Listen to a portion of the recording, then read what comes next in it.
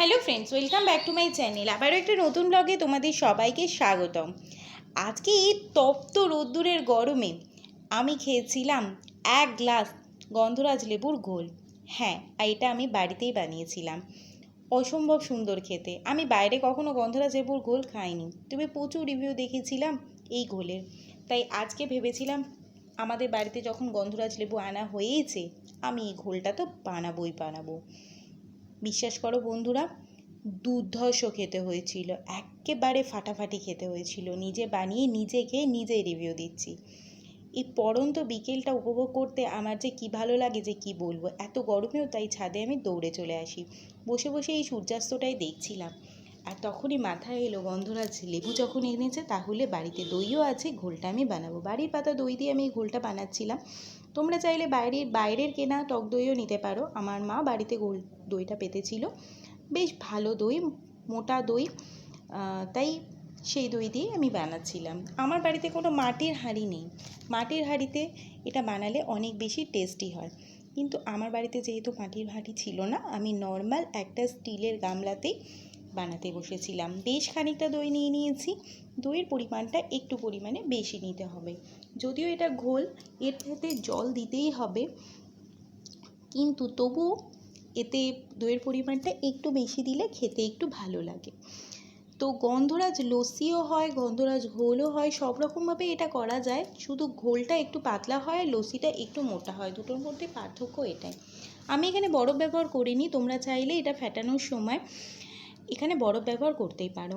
দইটা যেহেতু বাড়িতে পাতা, অনেক বেশি পার্টিকেল ছিল, সেজন্য প্রচুর ভালোভাবে এটাকে আমি অনেকক্ষণ ধরে ফেটিয়ে নিয়েছি। আর তার সাথে দিয়ে দিয়েছি সামান্য একটু নুন।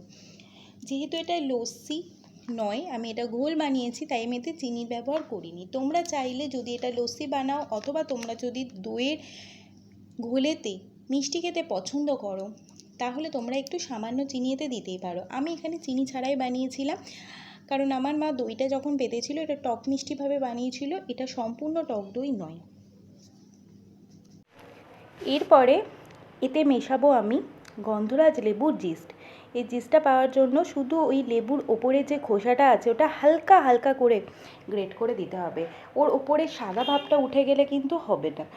শুধুমাত্র ওপরে সবুজ ভাগটা হালকা হালকা করে গ্রেট করে সামান্য একটু পরিমাণে দিতে হবে। এতে কি হবে, গন্ধরাজ লেবুর গন্ধটা একদম সুন্দরভাবে ফ্লেভারটা এর মধ্যে ঢুকে যাবে। তারপরে আমি এতে মিশিয়ে দিচ্ছি ফ্রিজে রাখা ঠান্ডা জল। আপনারা চাইলে এর মধ্যে খুব ঠান্ডা জল ছাড়াও বরফ মেশাতে পারেন, অথবা এমনি নর্মাল জলও মেশাতে পারেন, কারোর যদি ঠান্ডা জলে অসুবিধা থাকে। তো গরমকাল যেহেতু ঠান্ডা ঠান্ডা খেতেই হবে। আর তারপরে এর সবচেয়ে প্রধান ইনগ্রিডিয়েন্টস সেটা ব্যবহার করছি গন্ধরাজ লেবুর রস। এই গন্ধরাজ লেবুতে পরিমাণ মতো রস তো সেরকম থাকে না, তো যতটুকু থাকে 1/4 আমি নিয়েছি, সেটুকুই আমি দিয়ে দিচ্ছি। টক সেরকমভাবে হয় না এই লেবুর রসে, কারণ লেবুর রসের পরিমাণটাই কম থাকে। আমি একটু টেস্ট করে দেখলাম, একদম সব কিছু ব্যালেন্স মতো হয়েছে, ব্যাস আর কিচ্ছু নয়। 1 গ্লাস গন্ধরাজ লেবুর ঘোল আমি গ্লাসে ঢেলে নিচ্ছি। কি সুন্দর, দারুণ সুন্দর দেখতেও হয়েছে, দারুণ সুন্দর খেতেও হয়েছিল। প্রথমবার ট্রাই করলাম, বিশেষ করুন, সত্যি এটা খেতে ভালো হয়। লোকে যে বলে না গন্ধরাজ লেবুর ঘোল রেস্টুরেন্টে সব জায়গায় যে ফলাও করে বিক্রি হয়, সত্যি বুঝলাম আজকে খেয়ে এটা সত্যি টেস্টি হয়। যাই হোক, পরে আমি অবশ্যই কোনো বাইরের জায়গা থেকে খেয়ে দেখব যে এটা আমি যেরকম বানিয়েছিলাম আর বাইরেও সেম খেতে কিনা।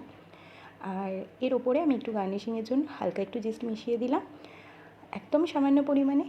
যেমন দেখতে সুন্দর হয়েছে তেমন খেতেও সুন্দর হয়েছে। আপনারাও বাড়িতে বানিয়ে খান এরকম ঠান্ডা ঠান্ডা শরবত। আর নিচে কমেন্ট করে অবশ্যই বলুন যে আমার ভিডিওগুলো কেমন লাগছে। আর অবশ্যই চ্যানেলে নতুন থাকলে সাবস্ক্রাইব করবেন, আর লাইক কমেন্ট শেয়ার করতে তো ভুলবেন না। আমি এটা এনজয় করি, আপনারা ব্লগটা এনজয় করতে থাকুন, প্রকৃতির শোভা দেখতে দেখতে, সূর্যাস্ত দেখতে। টাটা।